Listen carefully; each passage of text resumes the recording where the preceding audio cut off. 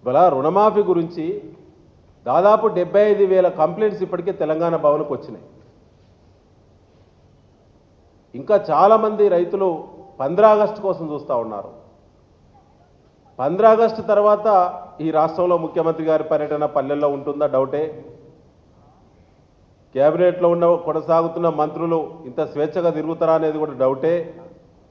అధికార పార్టీ శాసనసభ్యులు పల్లెల్లో ఇప్పటికే లేరు, కానీ రైతుల ప్రొటెస్టు తీవ్రంగా ఉందని చెప్పి పల్లెలను మర్చిపోతారు అనేది కూడా ఇవాళ ఉన్నది.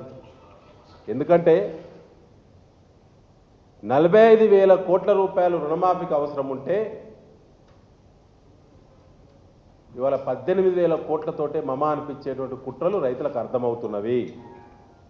బ్యాంకుల చుట్టూ, పిఎస్సిఎస్ కార్యాలయాల చుట్టూ, డిసిసిబి బ్యాంకుల చుట్టూ, బ్రాంచ్ల చుట్టూ వేలాది మంది రైతులు రోజు తిరిగి ఆరా తీస్తూ ఉన్నారు, మా రుణమాఫీ ఏమైంది అని చెప్పి.